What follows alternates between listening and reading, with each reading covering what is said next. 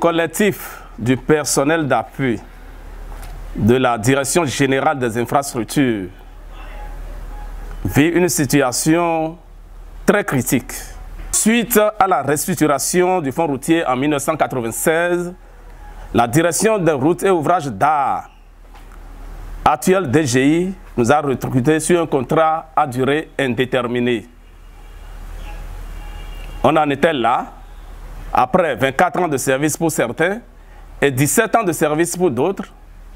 Le 30 novembre dernier, nos directeurs à divers niveaux, je veux parler des 6 départements, nous ont fait appel et nous ont demandé de rentrer à la maison à partir du 1er décembre, que notre contrat prend fin.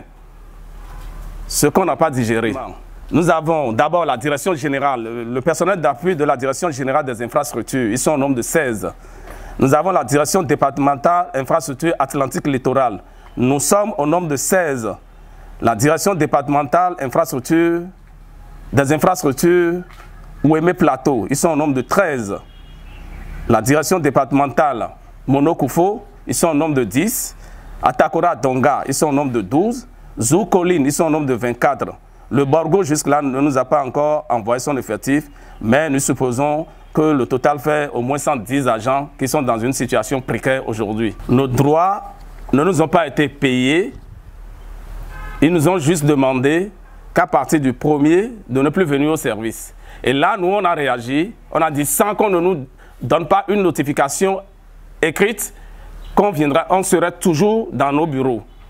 Et le cahier de présence qu'on a l'habitude de signer tous les matins, ils ont déplacé le cahier à partir du 1er décembre. Mais nous, on continue de venir au service. On a saisi la direction départementale du travail.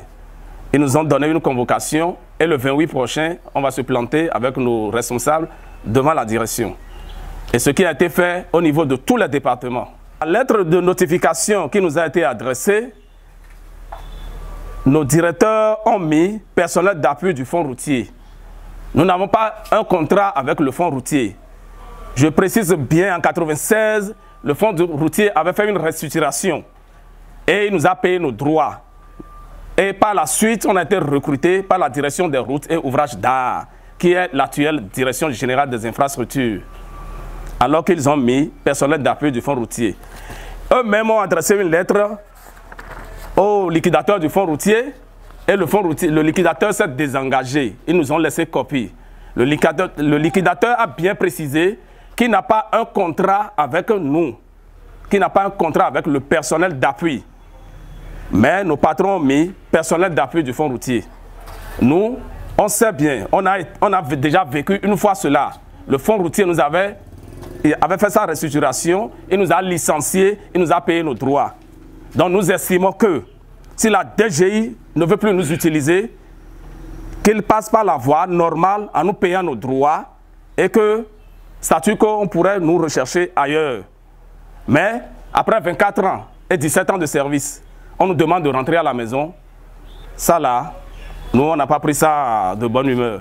Je parle au nom du collectif du personnel d'appui de la Direction générale des infrastructures, du ministère des infrastructures et des transports.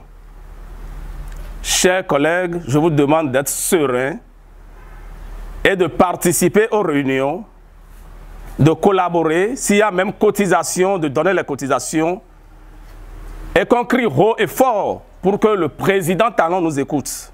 Talon au secours, Talon au secours, président Talon au secours, Talon au secours, Talon au secours.